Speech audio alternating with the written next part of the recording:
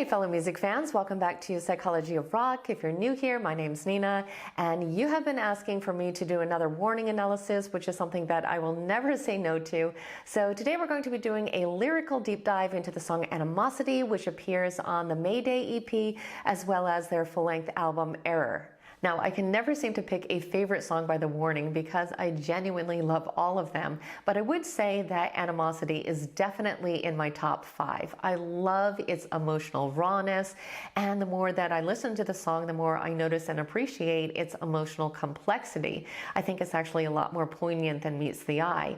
I feel like sometimes when the music is so powerful, like it is in Animosity, it's easy to miss how great the lyrics are. So today I'm going to go through the lyrics and offer my interpretation, as well as spotlight some of the psychological underpinnings that I see in this song. Now, it's very possible that at one point or another the band actually talked about what the meaning was behind this song, but if that is the case, I have never personally seen that footage, so please know that this is simply my own analysis, and there can of course be other interpretations. Also, if any of you know if the lyrics were written by Pau or Dany, please let me know in the comments down below.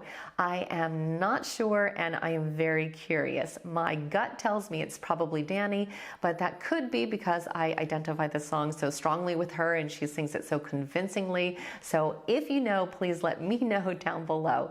And with that being said, let's go ahead and jump right in. So we begin with the line, "I've already collapsed," where we can sense a complete emotional breakdown of who I will call the protagonist. She says she's going to drown her sorrows in a non-existent world. So right away we touch upon the psychological concept of escapism, which is when we try to seek solace in fantasy to avoid facing reality. So basically she's saying she's going to try to ease her pain by mentally living in this made-up world in her head. She goes on to say, "I don't know what is worse, the utter waste of time or the eroding of my mind," where she is expressing that she's feeling lost and regretting everything she put into the relationship because in the end it was either pointless or disastrous or both. And she's starting to question her sanity. And then she makes this statement that alive means to be dead, which makes it seem like she's saying she's emotionally numb, maybe even having an existential crisis where she's questioning the meaning of her existence and feeling disconnected from the world and just kind of going through the motions at this point because the relationship was what made her feel alive and now she's disillusioned. In the next verse, it starts with, "The guilt faded away, the anger has subsided, yet its shadow still remains." So here she is expressing her lingering pain after the initial sting of the breakup or the conflict that brought on the initial animosity. She's saying the pain did nothing but transform from one negative emotion to another.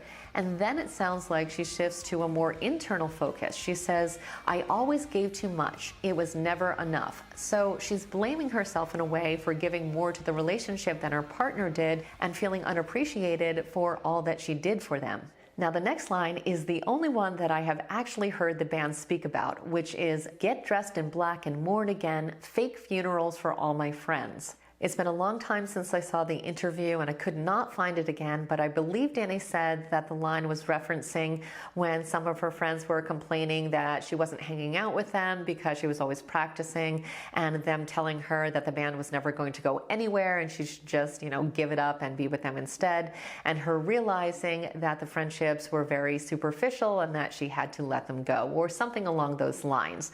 Now, if you know where to find this interview, please let me know down below. But if we look at the lyric in the context of the song, I think it could either symbolize mourning broken connections or that she is cutting herself off and isolating herself from everyone and just repeating the cycle of reliving and rehashing the past over and over because, as she says in the next line, she can't and won't let it go. This shows her fixation on the past hurt and her inability to move on. And we see even more evidence of this in the next line where she says, "Is killing me again. I replay it in my head when I'm alone. I hope that you're alone now." So she's haunted by these memories and she's ruminating, which causes her even further pain because she continues to focus on them. And she wants her ex-partner to experience this pain. She wants them to be alone. And then she goes on to blame them for her suffering. She says, "It's not me, it's you, the one who never got a clue. alluding to the idea that she's not responsible for what happened, that they were the ones that ruined everything. Then comes the iconic line, "Drown in your guilt. If karma doesn't hit you, then I will," which shows her desire for revenge and for the other person to suffer. I also think it shows her desire for control or a potential shift from victimhood to seeking power.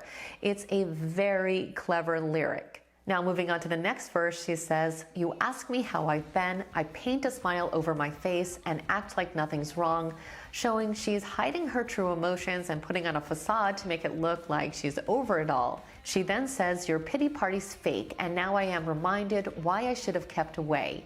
So she regrets talking to them again because she feels condescended to, which reinforces her desire for isolation. Then she says, "I hope to God you know the smile is just for show," basically saying that she wants them to recognize her insincerity because she wants them to understand how much they have hurt her. Next comes the bridge of the song, which is not only my favorite part in Animosity, but one of my favorite moments in all of the Warning songs overall. It is so powerful and beautiful and vulnerable and emotional. It gives me chills every single time. She says, "Mayday, mayday, this ship is going down. Lost inside my thoughts again, living hollow to pretend." So clearly she is the ship and this is her distress call. She is saying that she's being swallowed by negative emotions and she really just can't keep it together anymore. She's basically just going through the motions without feeling truly alive. In the field of radio communications, the term Mayday indicates a life-threatening emergency. So here she is conveying that she is in a dire situation. She then says, "Bury the truth of the lie you created. Bury yourself and remember me when you're alone," accusing them of trying to conceal what really happened and showing that she wants them to feel guilty and to be punished. But I think what makes this line even deeper is that it also shows that she still does want to be remembered, which highlights the fact that she is definitely not over this relationship. I think this is an incredible lyric because it beautifully illustrates how her anger really is intertwined with grief and maybe even love on some level.